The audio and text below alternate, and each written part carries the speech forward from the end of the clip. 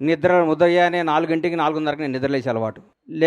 లేవంగానే నా ఫోన్ చూస్తే నంద్యాలలో చంద్రబాబు నాయుడు గారు అరెస్ట్ చేస్తున్నారు అని చెప్పారు. షాక్ అయిపోయాను. ఇదేంద్రా నాయన చంద్రబాబు గారిని అరెస్ట్ చేయటమని.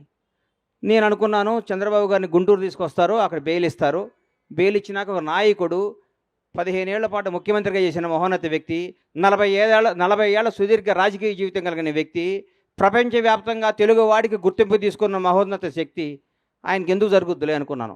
సాయంత్రం వరకు ఆ నిద్రాహారాలు మాని చూస్తూ ఉన్నాను, ఎప్పుడు వస్తుందని. రాంగాల ఆయన జైలుకి పంపిస్తున్నామన్నారు. అప్పుడు కూడా మనసును చంపుకున్నాను.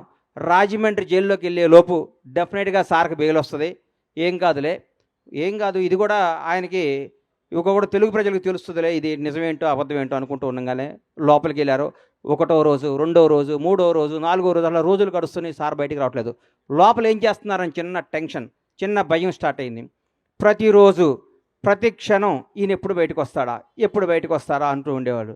ప్రతిరోజు నేను అందరితో మాట్లాడుతూ ఉంటే నేను ప్రతిరోజు వాయిదా ఉన్నప్పుడల్లా సుప్రీంకోర్టుకి వెళ్ళటం జరిగేది.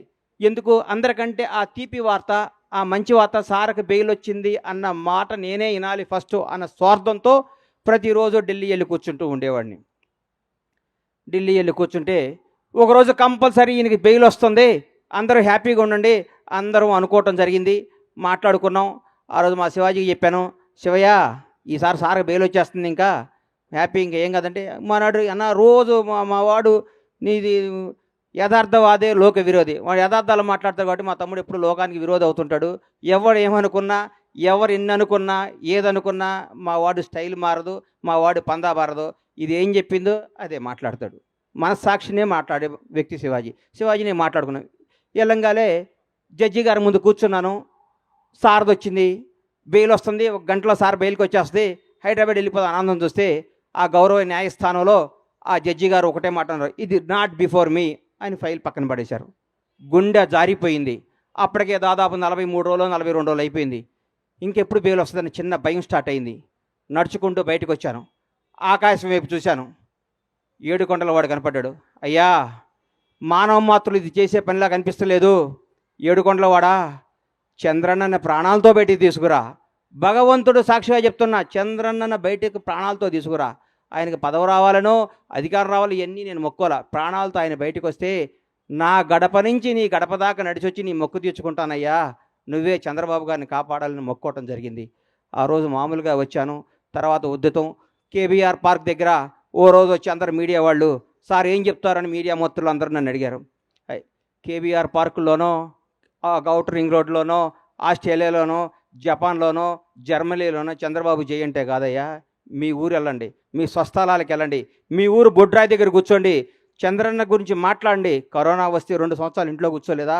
నెల రోజుల పాటు మనకి బతుకునిచ్చిన చంద్రబాబు నాయుడు గారి కోసం మనం నెల రోజులు కష్టపడలేమని ఉద్యమాన్ని తెలరేపితే సోదరిమణులు, ఆ రోజు ఐటీ పీపుల్స్ అందరూ, మన తేజస్విని కానీ, ఆ టీం అందరూ కానీ, మా శివాజీ కానీ, మేమందరం ఒక టీంగా వచ్చి గచ్చిబౌలిలో ఆ రోజు అద్భుతమైన జరిగి భగవంతుడి దయ వల్ల, 7 కొండల వాని ఆశీస్సుల వల్ల, దైవ సంకల్పంతో 52వ రోజు మహానేత, తెలుగు జాతి గర్వించదగ్గ తెలుగు బిడ్డ నారా చంద్రబాబు నాయుడు గారు బయటకు వస్తుంటే నాలో టెన్షన్, ఏ విధంలో ఉన్నారో, లోపల ఎట్లున్నారో, 52 రోజుల పాటు ఎలా కుంగిపోయి ఉన్నారని బయటకు వస్తుంటే జూలు వడిచిన సింహంలాగా, తెలుగువాడి గర్వంలాగా, తెలుగువాడు తేజస్సులాగా, నేనున్నా, ఈ జైళ్ళు, ఈ వ్యక్తులు, ఈ కుతంత్రాలను నేను చేయలేవు, తెలుగు ప్రజల కోసం నేనున్నాని అడిగేస్తుంటే ఆ ఉత్సాహంతో ఉర్రెక్కింది.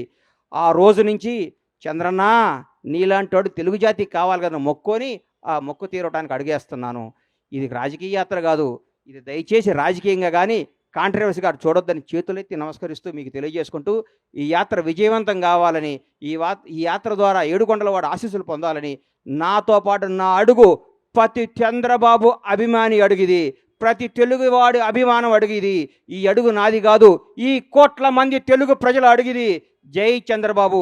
ఈ అవకాశం ఇచ్చిన 7 కొండల స్వామికి, నాకు సహకరించిన నా షాద్నగర్ ప్రజలందరికీ హృదయపూర్వక ధన్యవాదాలు తెలియజేసుకుంటూ, మీ సహాయ సహకారాలు, మీ అభిమానం, మీ ఆశీస్సులు ఉండాలని కోరుకుంటూ సెలవు తీసుకుంటున్నాను. Thank you.